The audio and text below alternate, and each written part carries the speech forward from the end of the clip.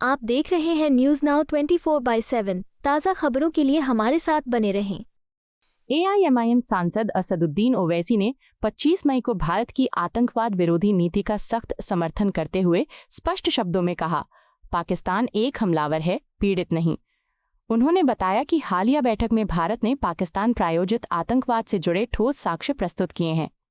ओवैसी ने कहा, हमने बैठक में स्पष्ट रूप से बताया कि पाकिस्तान द्वारा प्रशिक्षित और सहायता प्राप्त आतंकवादियों ने भारत में वर्षों से कई आतंकी हमले किए हैं, जिनमें मुंबई धमाके, ट्रेन धमाका, जम्मू कश्मीर विधानसभा के सामने आत्मघाती हमला, पुलवामा और पठानकोट जैसे बड़े हमले शामिल हैं।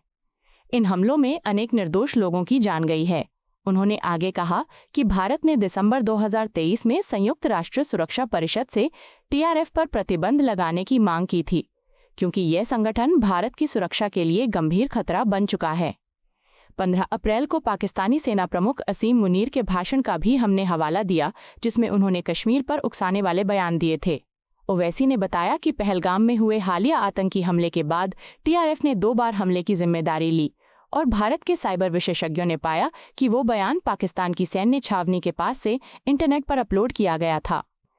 इससे पाकिस्तान की प्रत्यक्ष संलिप्तता एक बार फिर प्रमाणित होती है। तो सुबह में हम बहरीन के डिप्टी PM हैं शेख खालिद बिन अब्दुल्ला अल खलीफा, फिर उसके बाद जो शूरा कौंसिल के चेयरमैन हैं हिज एक्सेलेंसी अली बिन सालेह अल सालेह, और फिर जो फर्स्ट डिप्टी स्पीकर हैं हिज एक्सेलेंसी अब्दुल नबी सलमान अहमद साहब के साथ और कौंसलर रिप्रेजेंटेटिव हमारी मीटिंग हुई। बहुत अच्छी मीटिंग हुई। उसमें तमाम ग्रुप ने जो जय पांडा उसकी क़यादत कर रहे हैं, हमने भारत का पक्ष रखा। हमने उनको बताया कि कितने बरसों से भारत में पाकिस्तान की तरफ से जो उनके एडेड प्रमोटेड ट्रेन टेररिस्ट आकर भारत में आतंक मचा रहे हैं और कितने लोगों की जानें गई। हमने पूरे डेटा उनको दिया कि चाहे वो मुंबई का ब्लास्ट हो, ट्रेन ब्लास्ट हो, जम्मू कश्मीर के असम्बली के सामने जो सुसाइड बॉम्बर का ब्लास्ट हो, फिर पुलवामा हुआ, उससे पहले पठानकोट, फिर पिछले साल रेसी में एक बस के ऊपर गोलियां चलाई गईं।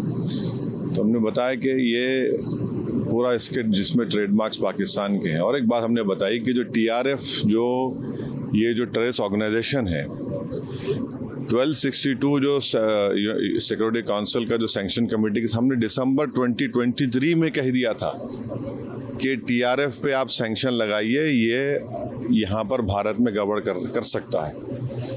तो TRF के बारे में अभी से हमने बोले, दिसंबर 2023 से सरकार ने UN सिक्योरिटी काउंसिल को 1262 सैंक्शन का बता दिया। तो ये है। और तीसरी बात ये है कि बार बार ये जो पाकिस्तान जो अपने आप को बड़ा ही विक्टिम नहीं है, पाकिस्तान एग्रेसर है।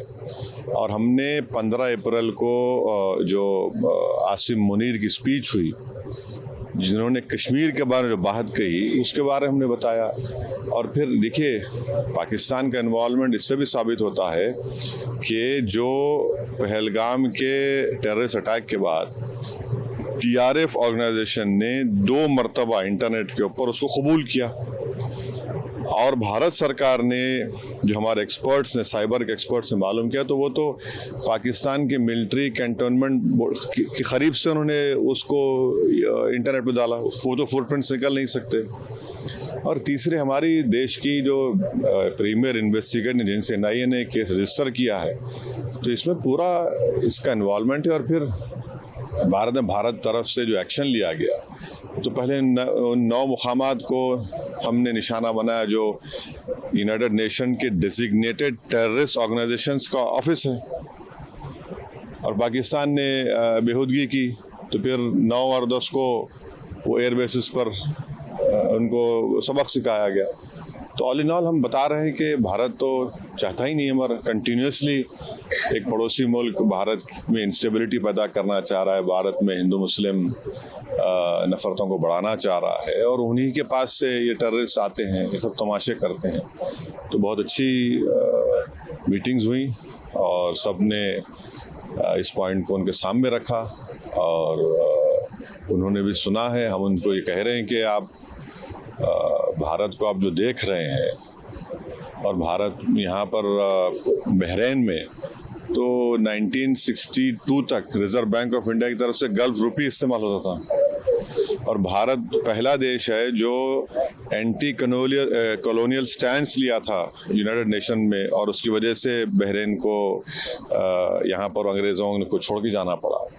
और हमने उनको बहरीन की हुकूमत को याद भी दिलाया कि 2018 और 22 में आप ही के एक बहरीनी डिप्लोमेट की वजह से पाकिस्तान को FATF ग्रे लिस्ट में डाला गया, और एक आतंकवादी जो यहाँ पर छुपा हुआ था उसको 2015-16 में उन्होंने भारत सरकार के हवाले भी किया। तो हम उनसे कह रहे हैं कि मिडिल ईस्ट में FATF के मेंबर हैं, और वो पाकिस्तान को दोबारा ग्रे लिस्ट में लेकर आए, क्योंकि जो फंड्स आ रहे हैं उसके ऊपर कोई रोक टोक नहीं है। और 2026-27 में बहरीन सिक्योरिटी काउंसिल का मेंबर भी होने जा रहा है, तो इस एतबार से भी ये बहुत अच्छा रहा। आपको यह वीडियो पसंद आया हो तो इसे लाइक करें, हमारे चैनल को सब्सक्राइब करें।